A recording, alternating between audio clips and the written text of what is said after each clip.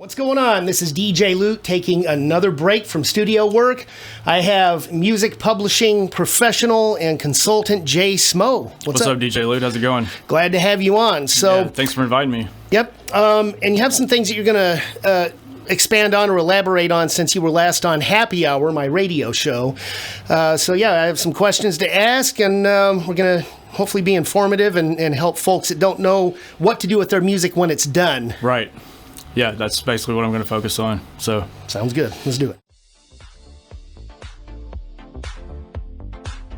So just to catch everyone up that might not have listened to the radio interview, Spotify was being sued by a lot of major organizations in the publishing industry specifically for trying to pay songwriters and labels less royalties. What they're trying to do is say that by bundling music with podcasts and audiobooks, that they can pay less in mechanical royalties because of the bundling.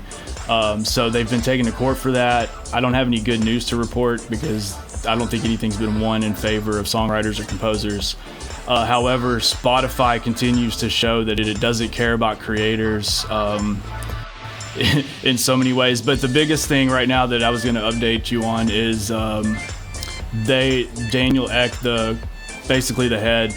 public face of Spotify, has taken $700 million and invested it into a military technology company. So that's unleashed a whole wave of anti-war artists who are boycotting Spotify because they don't want all the money that they're helping Spotify make being used for war, essentially. Gotcha. There's been a kind of like a, it's probably died down at this point, but there was for a couple of weeks after this announcement, a lot of people were saying we're pulling our music from Spotify. We don't want to be a part of this anymore, and going to other platforms like Bandcamp and their websites and things like that. So Spotify continues to show and prove with its actions that they don't have our best interest in mind, and they're not looking out for us. So I just want everyone to keep that in mind, because I know a lot of artists put a lot of effort and energy into trying to be at the top of Spotify or getting Spotify streams. So if you're anti-war or anti-military, or you care about a company caring about you, you probably want to rethink your Spotify strategy. Even without those more specific details, we all know we're getting a millionth of a tenth of a trillionth of a penny for right. Like, it's but people want to stream and make playlists and build their own albums, if you want to call them that. People don't, but people will still buy a CD, but it's so much more rare. Right. So people just want to stream. I stream. So vinyl is making a huge comeback, though. Like, my 16-year-old daughter is dying for me to buy her vinyl records of Queen albums. Nice. So there's something to be said. If you're able to put your music on vinyl, you could probably sell it, at least for now. It's been trending upward for the past couple of years, and I would say if you're able to manufacture your music onto physical formats and then sell it online to your fans, that's probably the best way to go. Might have to look into that myself after I pay off all the equipment I said I've been working on to make these videos and other things better. That's a very hot topic. So you're either using it or you hate it and you're fighting against it. So it's pretty crazy to watch. But I guess the big things from the industry side, the Elvis Act was passed in Tennessee, which is interesting because California is usually the first one to do things like this. But Tennessee passed the Elvis Act, and that is intended to protect likeness and image of artists and songwriters and composers from being used by AI without permission or compensation or things like that. Yes. We'd have to, there's a lot of language in that bill, but essentially in summary, they're trying to protect image and likeness and copyrights of creators. And then ASCAP is saying what their official stance has been is, if you're using AI to assist you in your music creation, that's cool. You can still register your songs and claim your copyrights, and we support that. But if you are just using AI to create music, that is not their official stance from ASCAP is they are not going to recognize that as a copyright, or like the person who used AI to create that cannot claim a copyright on that song. So it's AI. The distinction now is AI assisted creation versus AI soul creation, like AI generating it. Here, a computer pull from all these things and make something. Basically, right. You could feed a machine all the top songs from Billboard from the 1980s and have it pump out a #1 hit for the 1980s or whatever you're trying to do. Yeah. So the way that we can utilize it is in a way like hiring a session musician. Basically, as long as without having to herd cats. Yeah. So like if someone like you who can compose on multiple instruments, but doesn't necessarily have the time or the resources or even the willpower to deal with the herding cats and dealing with creatives and musicians and stuff, you could take your compositions without a band and take advantage of AI to assist you in creating tracks for all the various instruments you're able to compose on. Which I have just basically completed. You could be a one-man band. I have completed where I had recordings that I did play everything, but it's like I play 2 of the 10 instruments well enough, and I sing, and it wasn't. So I fed the AI my recordings, and it gave me its better sounding, if you want to say better sounding. I mean, it does sound better. It sounds way more like a full band. So instead of me looking for a band or shopping the songs around, it for me was a tool to they sound more presentable, and I can put them out. Right. But I wrote them. It's the same melodies, or at least close enough. Computer can't get it exact, but right. You fed the machine your own creations, your own compositions, which are copyrighted, which you already own the copyrights on. So no one sees issue with that at all from like the top down. Everyone's going to be supportive of that, at least from my perspective. I feel like the industry has no choice but to choose that as you can't.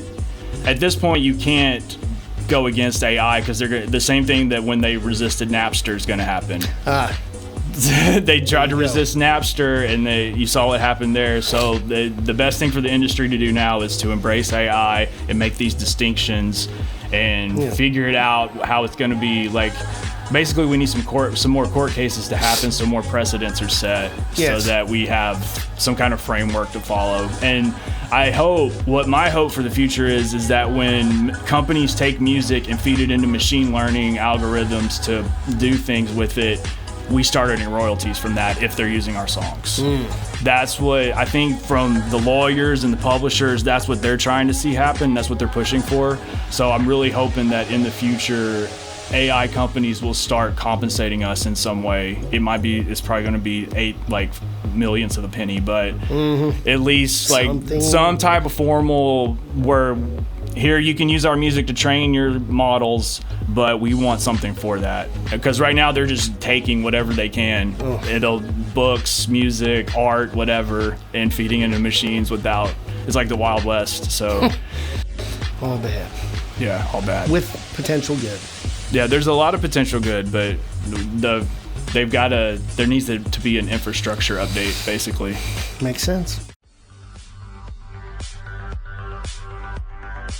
So the biggest thing I see, especially being around college students a lot, is that producers, especially beat makers, will make a bunch of music, put it out online, and that's like their sole focus is just making and posting and making and posting and making and posting. But what they don't realize is, and even releasing to Spotify and Apple and stuff, but the one thing that I see people that, well, not just me seeing it, but people coming to me and asking me about these things because they're students, no one knows to go register with ASCAP or BMI as a songwriter or composer.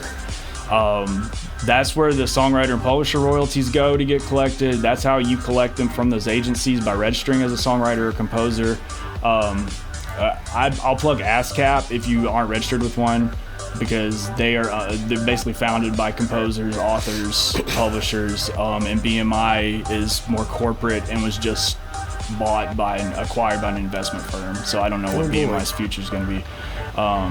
Yeah, there's been a lot of that happening in the music publishing world. People investing in catalogs and investment, these venture capital firms are coming in and investing in old music catalogs like Bob Dylan and things like that. And There's even side tangent here, but there's even a website called Royalty Exchange, and you can go and trade song catalogs like you're trading stocks on the stock market. You have to have a $5,000 minimum to put on your bank account to sign up for the site to like play the game. But you can basically go and buy shares in Etta James catalog and then earn off the shares. It's really interesting. But they're basically taking legacy music catalogs that earn lots of money and then figuring out how to share it with a whole bunch of people. Like a company would put their stocks on the stock market and people can buy shares of it. They're doing that with music catalogs now. But anyway, going back to the question, if you're a beat maker or producer, please register with ASCAP and find yourself a music publisher or start your own music publishing company. If you go to ASCAP, you can sign up as a songwriter, composer, and start your own music publishing company for free. They have when you go to their join page, there's an option for songwriter, music publisher, or both, and you can do both and it's free. So you can set up your own company. And if anyone has questions about this stuff, I am Unlimited Sounds, like he said, so you can come talk to us about that. We do consulting and education. So contact us for more information about this. We have a guide on our website, ulsounds.com. It's a royalty collection guide for beginners, but I break down all the royalties. Every time you click play on Spotify, there's 3 royalties that get generated, but you have to be with ASCAP or VMI to collect the songwriter and publisher royalties. The streaming royalties come straight to you through your distributor, and then there's mechanical royalties that your music publisher has to collect. So most people don't know that, and the big mistake I see beat makers doing is not registering their songs, because as a beat maker, the one advantage you have is you can lease one beat to 10 different artists and then require them to give you songwriter and composer credit on all 10 of the same beat. Like, it could be the same beat, but you could have 10 registrations of it through these different artists, and you're still collecting a percentage of that because you are the original composer of the beat.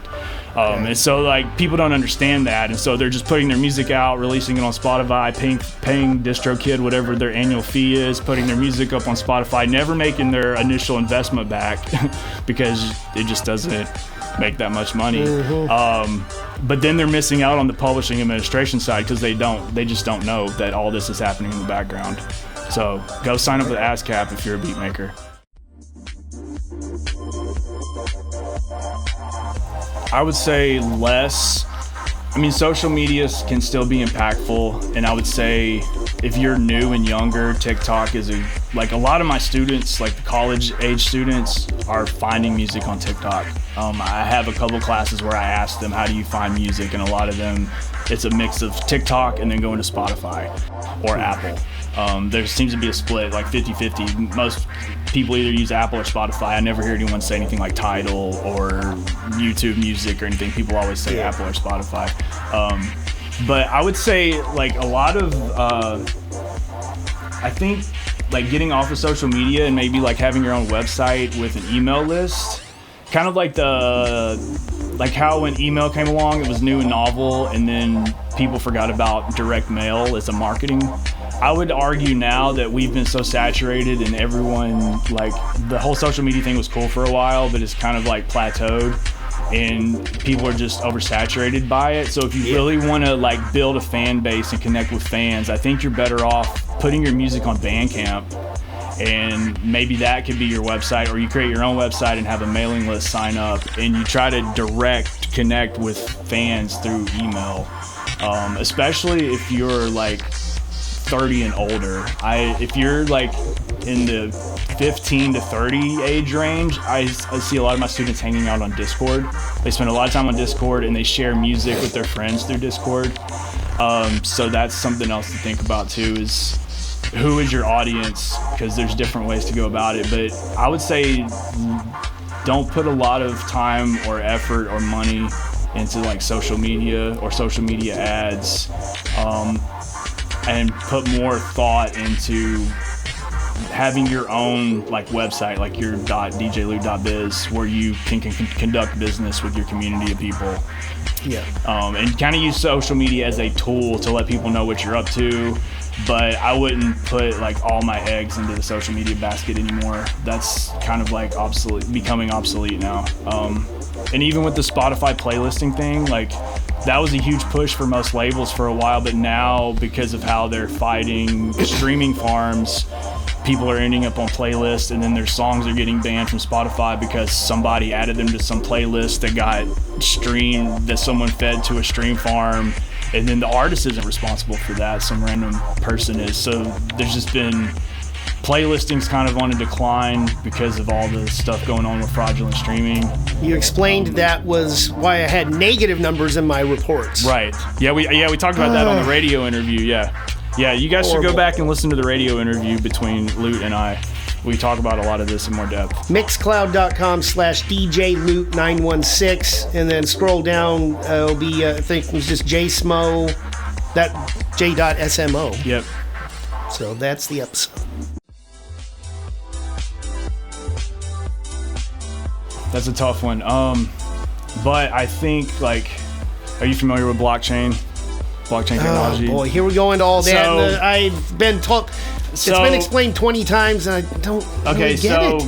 Most people think Bitcoin, and as we're talking about this, one Bitcoin is currently worth $117,684. Anyway, but that's how most people understand blockchain. But it's so much more than that, and Bitcoin's just one variation of it. The original invention was Bitcoin, and then blockchain technology though has evolved a lot since 2005, 2007.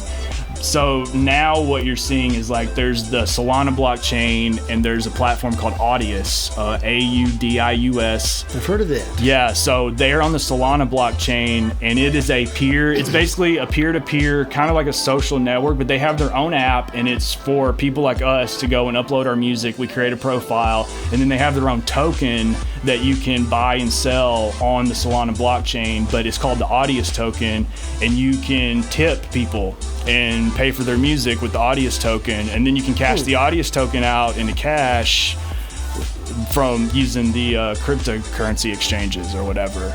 So, Robinhood works with it. Yeah, I have Robinhood. Yeah, so there's Robinhood does the crypto thing, but there's also like Solana is a pretty vibrant ecosystem. There's several like really popular video games on the Solana blockchain. There's one I've been playing called Star Atlas that's really fun. It's a first-person shooter, but they also have like a simulator where you build a galactic civilization. But it's like a simulation that you run on your computer, and you have to fulfill all these quests and daily tasks and stuff like that. But it's all run on blockchain technology. But going back to Audius and the future of music, I think that's where it's headed. It's going back to the peer-to-peer mentality that Napster brought to us, except instead of it being centralized on Facebook.com or Twitter.com or Spotify.com or whatever on their servers, blockchain allows it to become peer-to-peer again. And what you're allowed to do is, like, say, me as an artist, I could release music, but then I could also create digital collectibles. Or I know a guy in Texas that does like sneaker designs, and he creates these digital sneakers, and then you mint them as an NFT. You've probably heard that term. But you can mint things on the blockchain. They call them NFTs. But you can then buy and sell and trade these collectibles. Also, what I've seen artists doing at like the higher levels of the music industry is like you could have someone buy one of your NFTs. They get it minted to their blockchain wallet. And then when they go to an event, they can show the doorman they bought this NFT or whatever, and they own it, and it gives them exclusive access to like the VIP room or things like that. There's all kinds of ways that I've seen artists utilizing this technology, and I just feel like it's undeniable that that's where the future's going. So I would look up Audius, Audius, check out what they're doing, do some research on blockchain gaming and all the things that are happening there, because music and games go together. Oh yeah, I'm trying to get some of my stuff in. Right, that's always been a goal of mine as a beat maker. Like I've played video games my whole life, so I've always wanted to have at least one song in a video game. Right? Yeah, you know. So, but the future of gaming, the future of money, the future of everything is like moving to this blockchain infrastructure, and then the future of technology is basically being built on the blockchain. And we're going from Web 2. We're going from Web 2, which is the centralized web, to Web 3, which is the decentralized web. And Audius is one of the pioneers in the music space. And they have, Eli and Fur, electronic duo. They're doing a remix contest with them. My wife listens to them. That's the only reason I know who they are. But they seem to have a pretty decent following. But Audius teamed up with them and is doing a remix contest. Audius is actively meeting with major labels and trying to work with major label artists and things like that. So that's just a company if you want to see where the future of music's going, pay attention to them because they're one of the pioneers in this space. And just kind of pay attention to what is happening on blockchain technology.